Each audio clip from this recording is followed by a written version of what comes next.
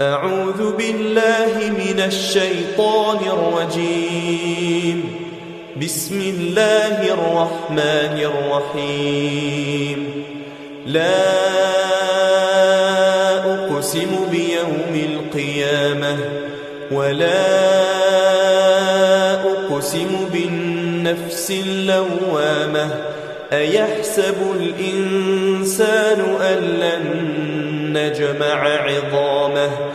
بلى قادرين على أن نسوي بنانه بل يريد الإنسان ليفجر أمامه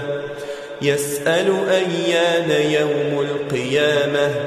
فإذا برق البصر وخسف القمر وجمع الشمس والقمر يقول الإنسان يومئذ أين المفر كلا لا وزر إلى ربك يومئذ المستقر ينبأ الإنسان يومئذ بما قدم وأخر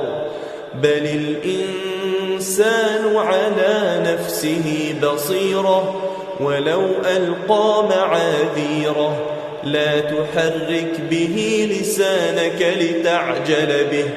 إن علينا جمعه وقرآنه فإذا قرأناه فاتبع قرآنه ثم إن علينا بيانه كلا بل تحبون العاجلة وتذرون الآخرة وجوه يومئذ ناظرة إلى ربها ناظرة ووجوه يومئذ باسرة تظن أن يفعل بها فاقرة كلا إذا بلغت التراقي وقيل من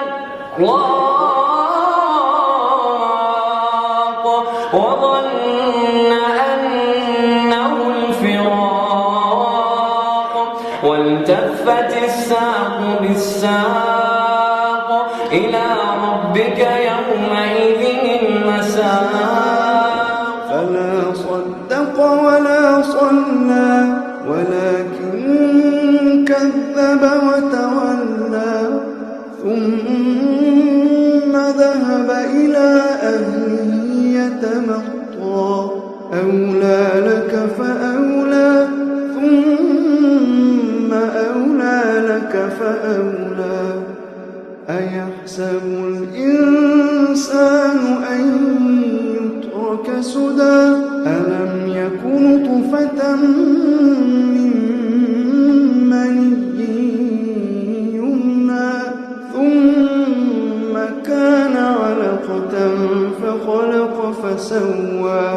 فجعل منه الزوجين الذكر والأنثى أليس ذلك بقادر